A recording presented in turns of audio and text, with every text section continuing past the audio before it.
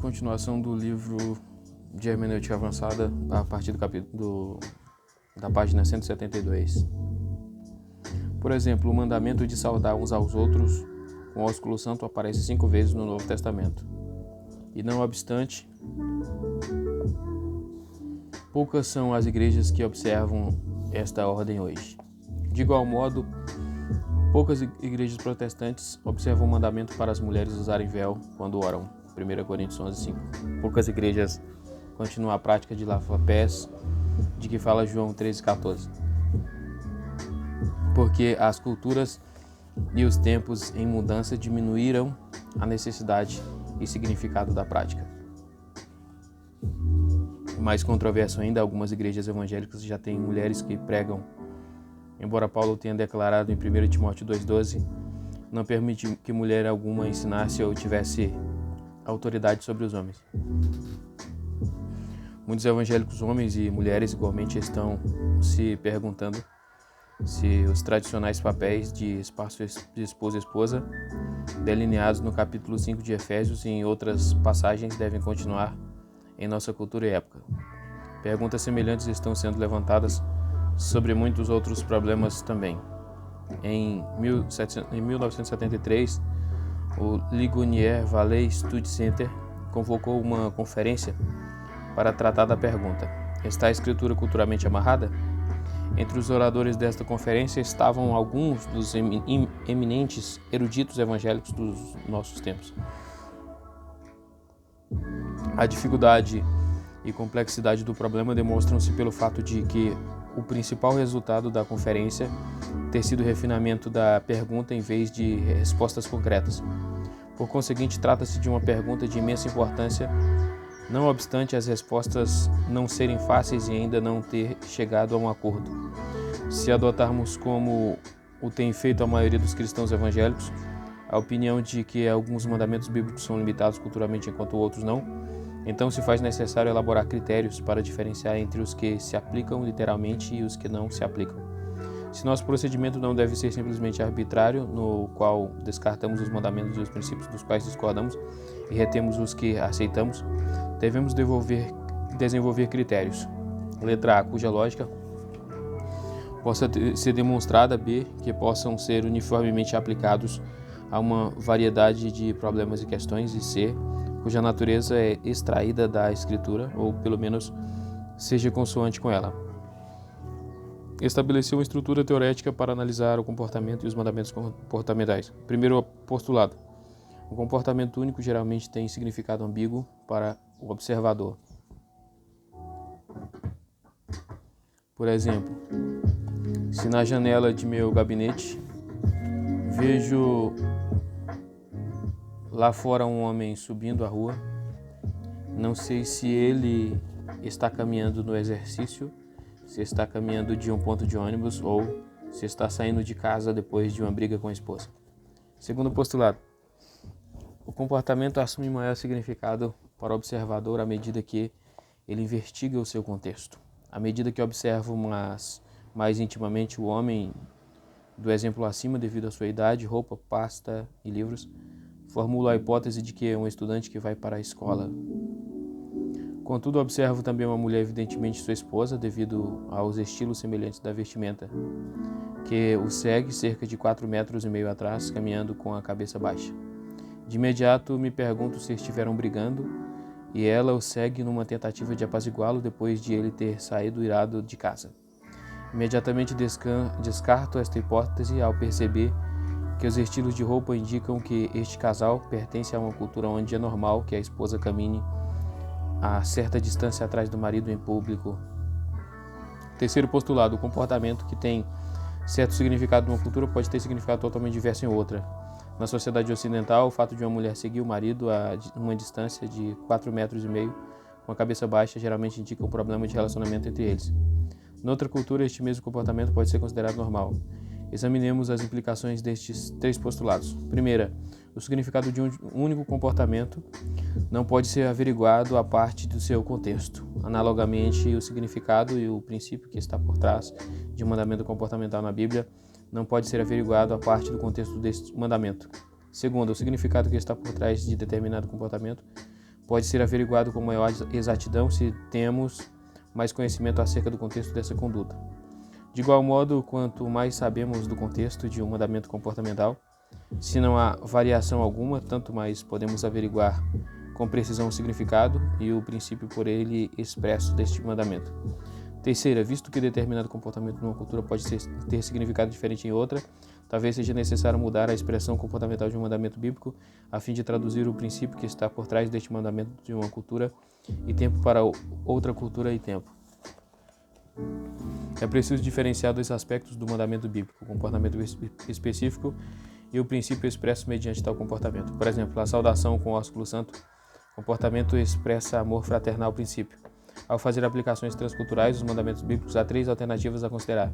Primeiro, reter tanto o princípio como sua expressão comportamental. Segundo, reter o princípio, mas propor uma mudança na forma como esse princípio é expresso comportamentalmente em nossa cultura. Terceiro, mudar tanto o princípio como sua expressão comportamental, supondo que ambos estavam presos à cultura e, portanto, já não são aplicáveis. Como exemplo, vejamos o costume de as esposas usarem véu como expressão de submissão espontânea a seus maridos, 1 Coríntios 11, 2,16. Vários comentaristas têm adotado três métodos. Primeiro, retetando o princípio de submissão como sua expressão mediante o uso de véus. Segundo, reter o princípio de submissão, mas substituir o véu por outra conduta que mais significativamente expresse a submissão em nossa cultura. Terceiro, substituir tanto o princípio de submissão como todas as expressões de submissão por uma filosofia mais igualitária, crendo que o conceito de hierarquia dentro da família está jungido à cultura. Eu acho que é fundido à cultura. Tem palavras que está escrito errado. Número 3, substituir tanto o princípio de substituição como todas as expressões de submissão por uma filosofia mais igualitária, crendo que o conceito de hierarquia dentro da família está fundido à cultura.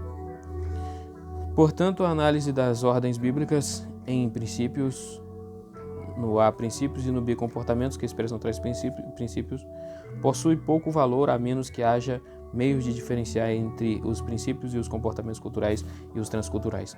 Algumas diretrizes preliminares para diferenciar entre a restrição cultural e os princípios e mandamentos transculturais. As diretrizes seguintes são chamadas de preliminares por dois motivos. Primeiro, são incompletas, no sentido de que não cobrem todos os mandamentos e princípios bíblicos. E segundo, são a esta altura provisórias, com a intenção de iniciar o discurso e mais adiante apresentar a exploração do problema. Diretrizes para discernir se os princípios são transculturais ou culturais. Primeiro, determinar o motivo dado para o princípio. Por exemplo, devemos amar-nos uns aos outros porque Deus nos amou. Primeiro, 1 João 4,19. Não devemos amar o mundo e seus valores, porque o amor do mundo e o amor de Deus se excluem mutuamente. 1 João 2,15. Segundo, se o motivo de um princípio for limitado pela cultura, então o princípio também poderá sê-lo. Se o motivo tem sua base na natureza imutável de Deus, sua graça, seu amor, sua natureza moral ou sua ordem criada, então o próprio princípio provavelmente não mudará. Diretrizes para discernir se os mandamentos aplicados nos princípios são transculturais e culturais. Primeiro, quando um princípio transcultural está corporificado, uma forma que fazia parte dos hábitos culturais comuns da época, a forma pode ser modificada muito embora o princípio permaneça inalterado.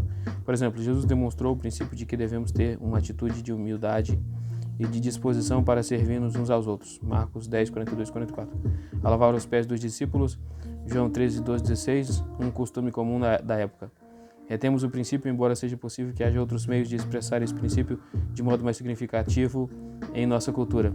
Tiago argumentou também que os crentes não devem fazer acepção de pessoas dentro da comunidade cristã, de modo que os ricos se assentem em cadeiras e os pobres no chão. Tiago 2, 1, 9. Temos o princípio da não acepção, mas sua aplicação assume dimensões diferentes em nosso tempo e cultura.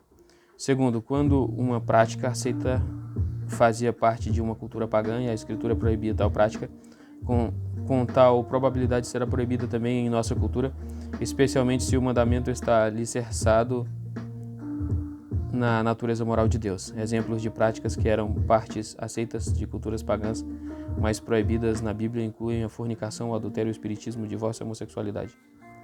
Terceiro, é importante definir quais os benefícios que o mandamento tinha em mira e aplicá-lo discriminadamente a outros grupos.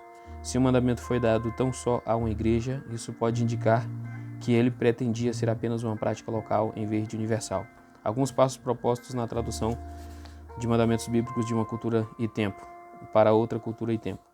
Primeiro, discernir tão precisamente quanto possível o princípio por trás do mandamento comportamental dado. Por exemplo, os cristãos devem julgar o pecado individual em sua comunidade local cometido por crentes, porque se não for corrigido, o mal excederá efeito sobre toda a comunidade. 1 Coríntios 5:13, especialmente versículo 6. 2. Discernir se o princípio é permanente ou limitado a uma época transcultural ou cultural. Na última sessão apresentamos algumas sugestões para se fazer isto. Uma vez que a maior parte dos princípios bíblicos está arraigada na natureza imutável de Deus, parece deduzir-se que o princípio deve ser considerado transcultural a menos que haja evidência contrária. E 3. Se o princípio é transcultural, estude a natureza da aplicação comportamental em nossa cultura. A aplicação comportamental dada então será apropriada para nossos dias, ou será ela uma esquisitice anacrônica? É muito grande o perigo de conformar a mensagem bíblica ao nosso molde cultural. Há ocasiões em que a expressão de um princípio dado por Deus levará os cristãos a comportar-se de um modo diferente dos não cristãos, Romanos 2:2, mas não desnecessariamente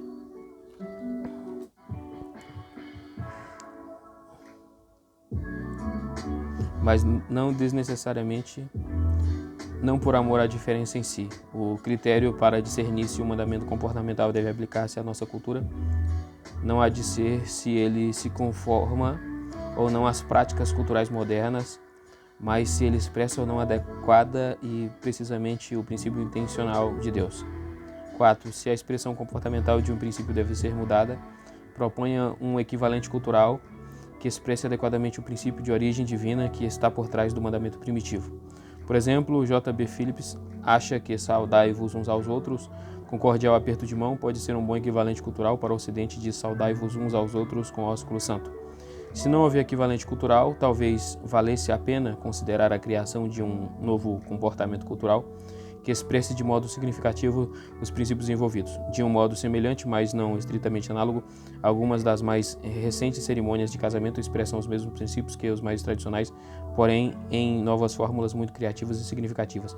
5. Se depois de cuidadoso estudo a natureza do princípio bíblico e o mandamento que o acompanha continua em dúvida, aplique o preceito bíblico da humildade.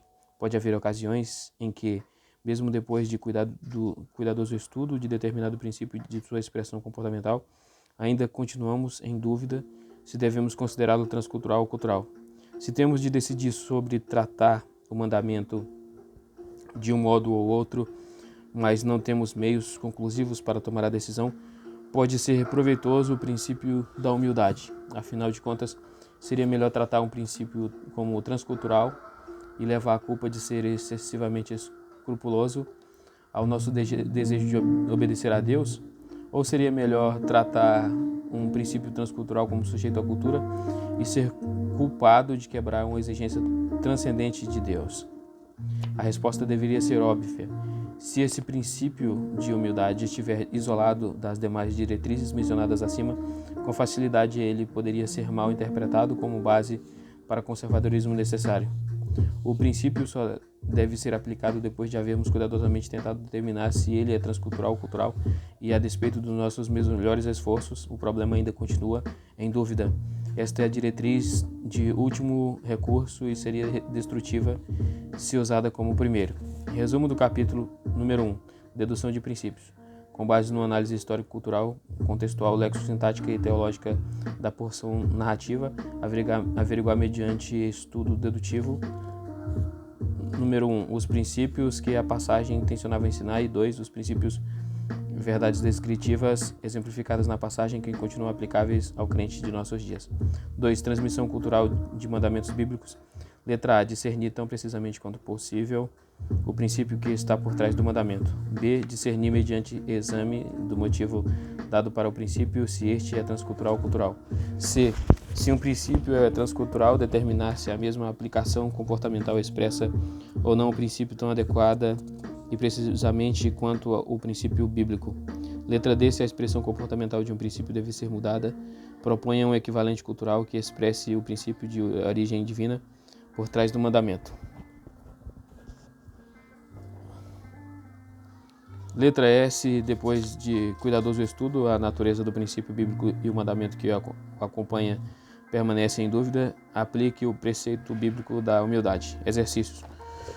Como nos demais capítulos, alguns destes exercícios aplicam técnicas hermenêuticas discutidas em capítulos anteriores. PC 58, baseando sua opinião em 1 Coríntios 6:1-8, um pastor declarou ser errado um cristão processar outro crente. Hermeneuticamente, isto é válido? Por que sim ou por que não? PC 59. Os pacifistas às vezes têm usado Mateus 26:52 como parte de seu argumento de que os cristãos não devem envolver-se em atividades militares. Do ponto de vista de hermenêutica válida de princípios e os mandamentos comportamentais podem ser derivados desta passagem. PC 50, em Deuteronômio 19:21, o mandamento de Deus é olho por olho, dente por dente. Jesus, dizendo cumprir a lei, afirmou: não resistais ao perverso, mas a qualquer que te ferir a face direita, volta-lhe também a outra. Mateus 5:39, como você concilia essas duas declarações? PC 61, Paulo diz, em 1 Timóteo 2:12, que não permite que uma mulher ensine ou que tenha autoridade sobre os homens. Usando o modelo apresentado neste capítulo, discuta as perguntas. Primeiro, qual era para Timóteo o significado desse texto? Número 2, que aplicação deveria ele ter para nós hoje? E 3, que implicações sua opinião tem quanto a professores da escola dominical, B, capelãs de hospitais, C, professoras de seminário, D, pastoras e missionárias? PC 62. Há 3 tipos principais de governo eclesiástico: o episcopal, o presbiteriano e o congregacional, e algumas congregações adotam um modelo misto. Investigue como funciona cada um desses tipos, depois faça um estudo dos termos bispo, presbítero e diácono usados no Novo Testamento. Quais são as implicações de seu estudo do Novo Testamento quanto aos modelos de governo eclesiástico? PC 63. Alguns crentes usam Atos 4:32-35 como base para a sua vida cristã comunal hoje. Que considerações hermenêuticas são pertinentes a uma aplicação tal desse texto?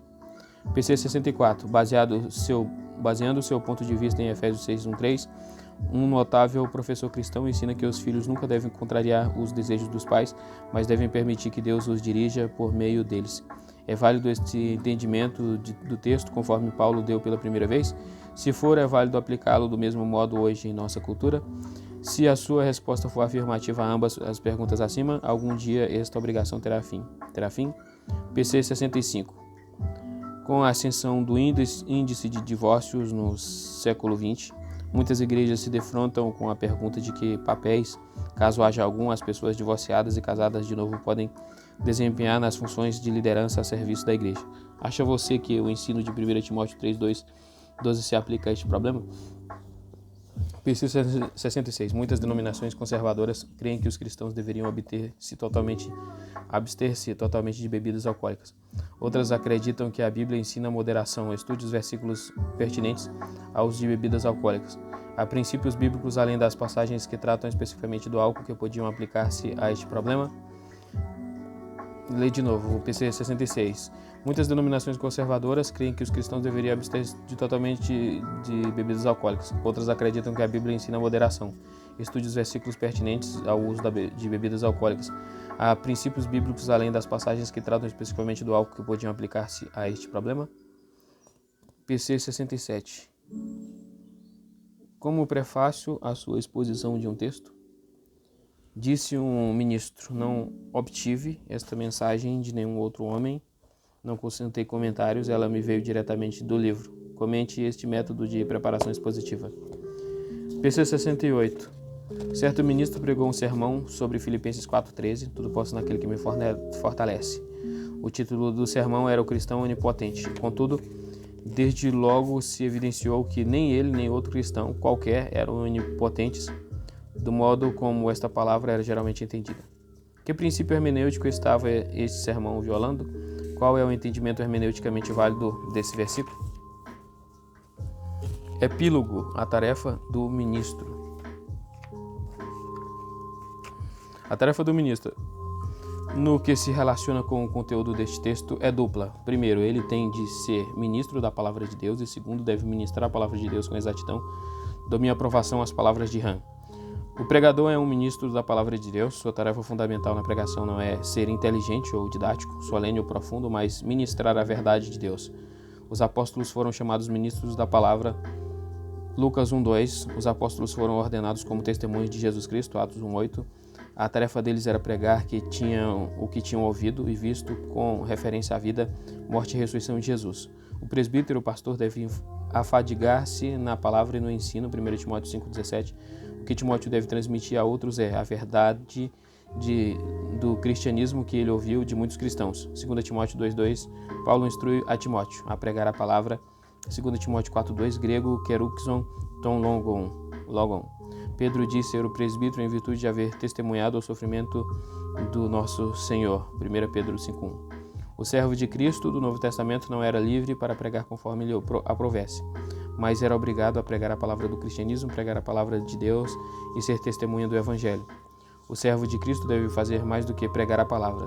É possível ser fervoroso, eloquente, ter excelente conhecimento das Escrituras e, não obstante, pregá-la com inexatidão ou ficar aquém de sua plena verdade. Apolo em Atos 18, 24 e 28. Paulo ordena a Timóteo: procura apresentar-te a Deus aprovado como obreiro que não tem de que se envergonhar, que maneja bem a palavra da verdade. 2 Timóteo 2,15. Um obreiro se sentiria envergonhado se descobrisse incompetência ou desleixo em seu trabalho. Paulo diz a Timóteo que o modo de não se envergonhar e de ser aprovado diante de Deus é manejar bem a palavra da verdade. Por conseguinte, a dupla tarefa do pastor, conforme definido no versículo acima: primeiro, pregar a palavra de Deus; segundo, interpretá-la com exatidão. Tipos de pregação em nossos dias. A maior parte da pregação feita hoje em dia pode ser conceituada no seguinte gráfico: pregação expositiva, pregação tópica e sermonar. Variação da pregação odierna. A pregação expositiva começa com determinada passagem, investiga, empregando o processo de termos rotulados e análise histórico-cultural, contextual, lexicosintática, teológica e literária. Seu enfoque primário é a exposição do que Deus tensionava dizer nesta passagem, levando uma aplicação deste significado à vida dos cristãos de nossos dias.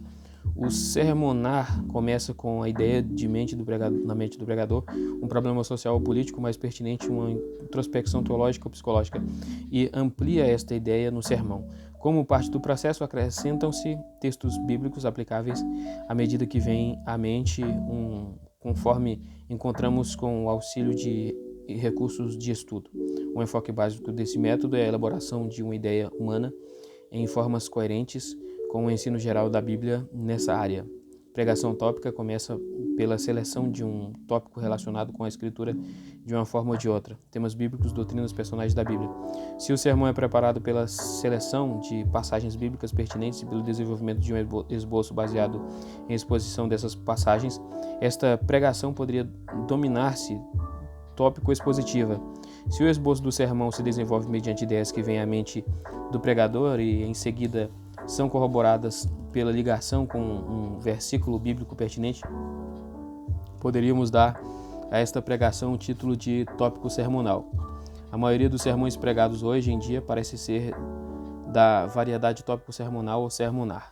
Se a proporção da pregação expositiva para o sermão serve de indicação, a maioria das escolas de teologia parece não estar preparando seus alunos nas técnicas necessárias à pregação expositiva, ou não os está estimulando a usar a pregação expositiva como uma alternativa para o sermonar. Da perspectiva daquele que, antes de tudo, ou consumidor e não um produtor de sermões, eu gostaria de oferecer algumas observações pessoais sobre certas similaridades e diferenças que vejo entre o sermonar e a pregação expositiva. Sermonar e pregação expositiva é uma comparação. As similaridades destes dois métodos de pregação incluem, entre outras coisas, o fato de que ambos são feitos por homens inteligentes, tementes a Deus, comprometidos a alimentar o rebanho que Deus lhe confiou. Ambos os métodos são empregados por homens que exprimem bem as suas ideias, são eloquentes, pregam com convicção e dignidade, e ambos parecem ser usados por Deus para nutrir seu rebanho se o tamanho da congregação for, de alguma forma, uma medida válida. Existem algumas diferenças também. Em primeiro lugar, uma diferença básica no procedimento conforme acima mencionado. A pregação expositiva começa com uma passagem bíblica, expõe esse texto e depois o aplica à vida dos ouvintes. O sermonar começa com uma ideia na mente do pregador, que a transforma num esboço de sermão, com referências bíblicas que às vezes parecem reforçar um ponto especial. Essas diferenças são mais relativas, do que absolutas e variam de pregador para pregador e às vezes de sermão para sermão do mesmo pregador. Em segundo lugar, com frequência, há diferença nos métodos hermenêuticos. Ao ouvir mensagens sermonais, tenho tido a experiência mais ou menos comum de, letra A, ouvir um versículo ou uma parcela de um versículo lida como o texto, seguida algumas vezes de uma mensagem que não poderia ser derivada deste texto se ele tivesse sido lido dentro de seu contexto. Ou B, ouvir a leitura de uma passagem que em realidade não se relaciona com o subsequente sermão. Isso não quer dizer que a exegese, não é exegese, né? Exegese se limita ao sermonar e a exegese à pregação expositiva. Contudo, quando o ministro prepara uma série de mensagens extraídas de determinado livro da Bíblia, um estudo do material antes e depois de uma passagem apresentada muitos salvaguardas contra interpretações exegéticas. Quando o pregador tenta encontrar uma passagem que corrobore suas ideias já estabelecidas, há uma tentação maior de usar a passagem que representa um paralelo verbal dessa ideia, mesmo que não seja um paralelo real. Em terceiro lugar, a diferença entre a imperiosidade bíblica da pregação expositiva e o sermonar. Não se deve confundir a imperiosidade ou força da autoridade bíblica com a capacidade de persuasão humana. Essa capacidade depende de articulação, uso vívido de ilustrações, inflexão verbal, uso de equipamento eletrônico, amplificador, etc. E não se relaciona com o tipo de sermão, pregação expositiva ou sermonar. Contudo, o sermonar, não importa quão brilhante seja do ponto de vista da capacidade humana de persuadir, permanece na base uma palavra de homem para homem, embora feito por um pregador que conta com o elevado respeito da congregação. Suas teorias psicológicas, sociais ou políticas têm de competir com as teorias de centenas de outras autoridades que também exercem influência em sua congregação. Para falar com a autoridade de um assim diz o Senhor, o ministro deve expor a palavra do Senhor. A autoridade tonitruante de Moisés, Jeremias, Amós, Pedro e Paulo veio de falarem eles conforme o Espírito Santo os movia a falar. 2 Pedro 1:21. Não é por chapinhar em psicologia corrente e comentar nossas especulações com o versículo da palavra de Deus que iremos readquirir o senso da autoridade divina. O único modo de readquirir a autoridade de um assim diz o Senhor é voltar a uma exposição de sua palavra. Finalmente, não há promessa alguma na Escritura de que Deus abençoará o semeador humano. Deus promete isso sim, abençoar a proclamação de sua palavra. Porque assim como descem a chuva e a neve do céu, se para lá não tornam, sem que primeiro reguem a terra e a fecundem e a façam brotar, para dar semente ao semeador e pão ao que come, assim será a palavra que sai da minha boca, não voltará para mim vazia, mas fará o que me apraz, e prosperará naquilo que naquilo para que a designei. Isaías 55, 10 a 11. Sumário. Os processos envolvidos na interpretação e aplicação do texto bíblico. Primeiro, análise histórico-cultural e contextual. Letra A, determinar o meio ambiente geral histórico-cultural do escritor e seus leitores. Número 1, determinar as circunstâncias históricas gerais. 2, estar atento às circunstâncias e normas culturais que acrescentam o significado a determinadas ações. 3, discernir o nível de compromisso espiritual dos leitores. B, determinar os propósitos do autor ao escrever um livro. 1, notar as declarações explícitas ou frases repetidas. 2, observar seções perenéticas ou hortativas. 3, observar os problemas omitidos ou focalizados.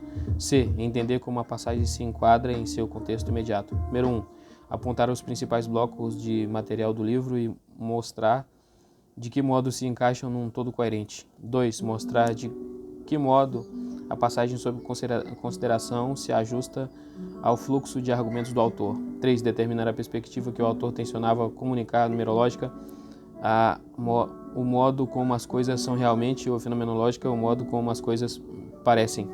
4, diferenciar entre verdade descritiva e prescritiva. 5, diferenciar entre os detalhes incidentais e o núcleo de ensino de uma passagem. 6, apontar as pessoas ou categoria de pessoas às quais se dirige uma passagem particular.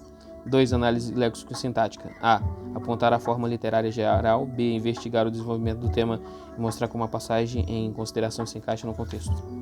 C, indicar as divisões naturais, parágrafos, sentenças do texto. Parágrafos e sentenças do texto. D, apontar os conectivos dentre dentro dos parágrafos e sentenças e mostrar como auxiliam na compreensão de progressão do pensamento do autor.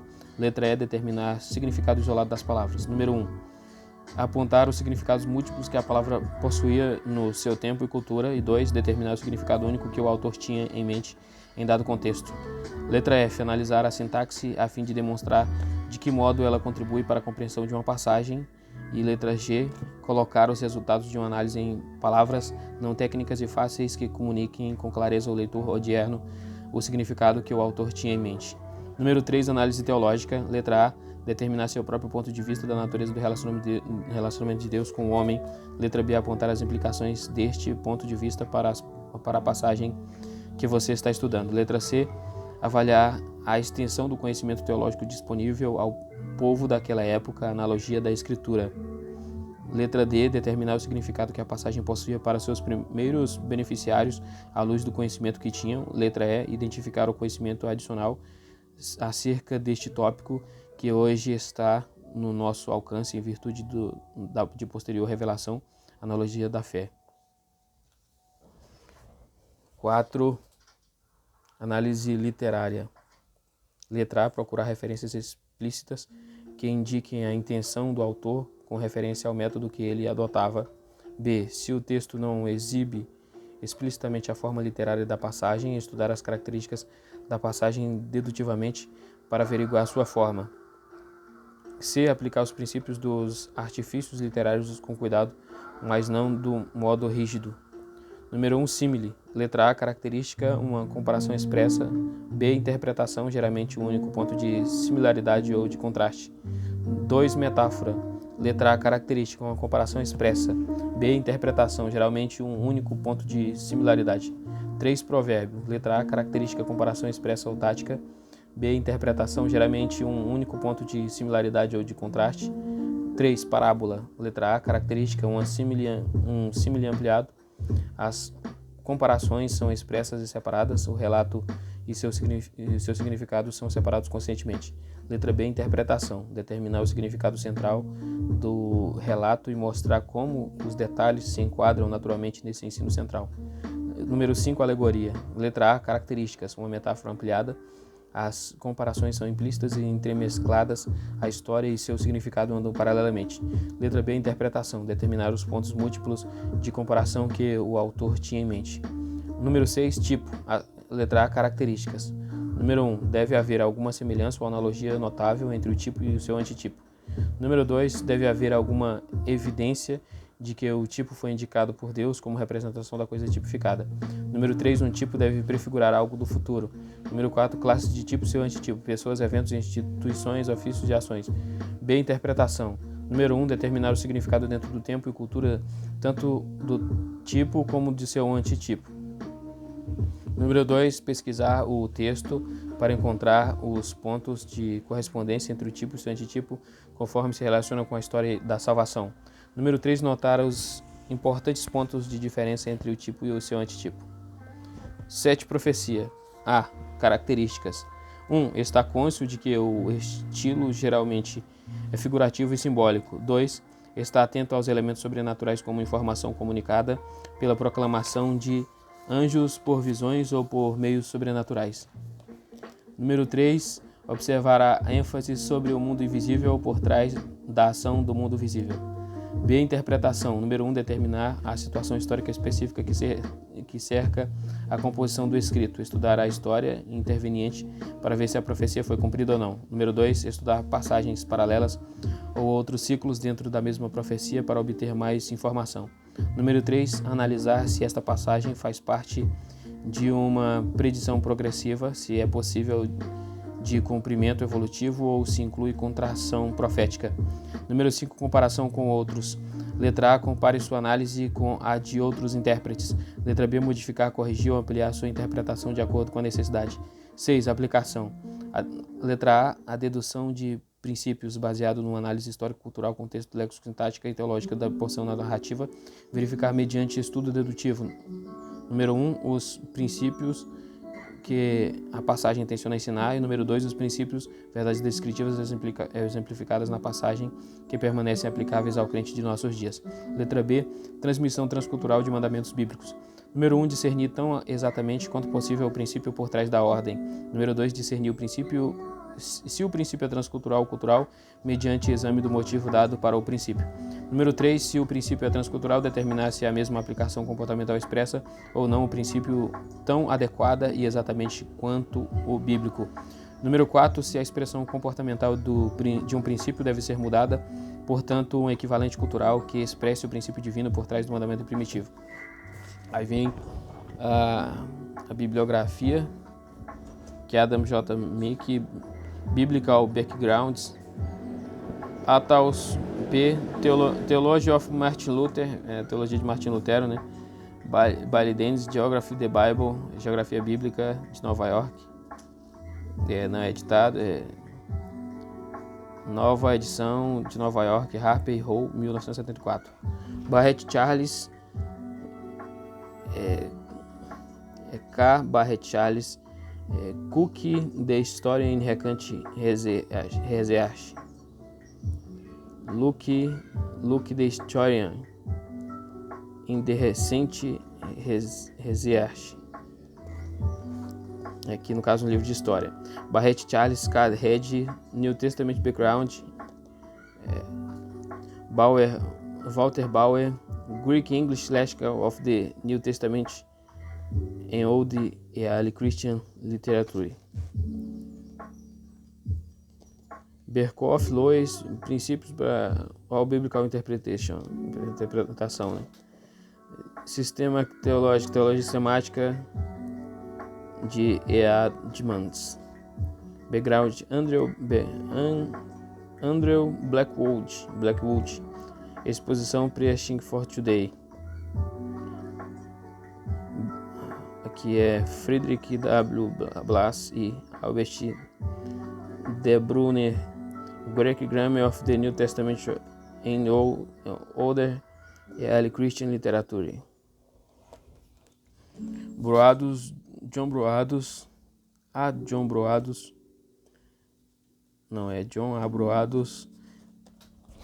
Theatis on the Preparation on Delivery of Sermons.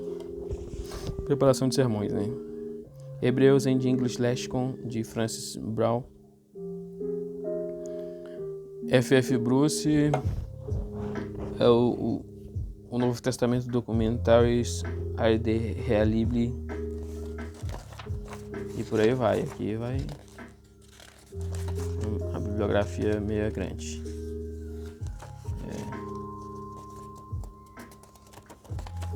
Na índice dos assuntos, Agostinho, Rabino Akiba, alegoria, milenismo, analogia da escritura, analogia da fé apocalíptica, Berkhoff, Bíblia de referencial Scoff, de Bíblia Italianais, Broado, Bruce, Bultmann, Cabalistas, Cadbury, Calvino, canonicidade Clemente, concordâncias, confessionalismo, conotação, continuidade e descontinuidade, crítica auto-história, crítica textual, dedução de princípios, denotação, desmitologização, detalhes incidentais, dispensacionalismo, dupla autoria, exegese, Erasmo, Escola Síria de Antioquia, Esdras, Espírito Santo, etimologia, evangélicos conservadores, evangélicos liberais, exegese alegórica, exegese da reforma, exegese medieval, exegese patrística, exegese pós-reforma, F. Farrar, fatores espirituais na percepção, figura representativa, figuras de linguagem, Filão, France, Franklin, Fuller, De Fuller, Garfinkel, Graça, gramáticas,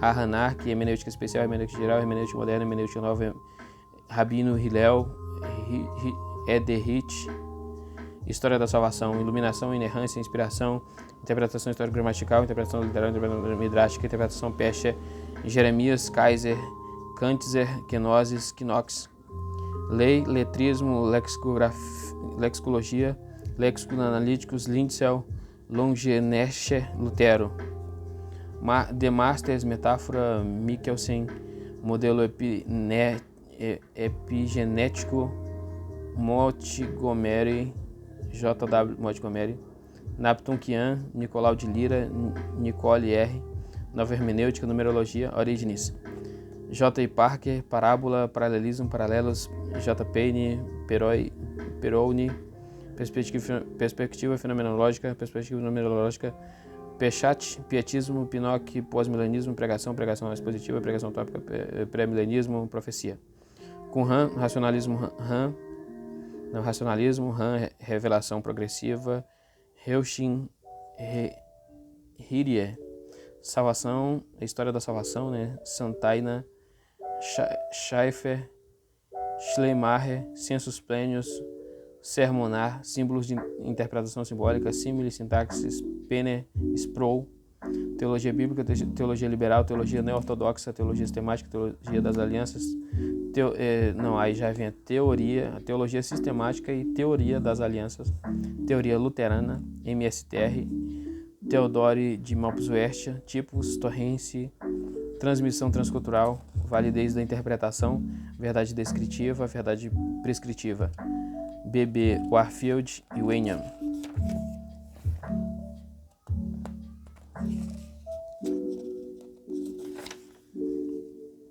Então aqui acaba o livro de hermenêutica avançada de Henry Virkler.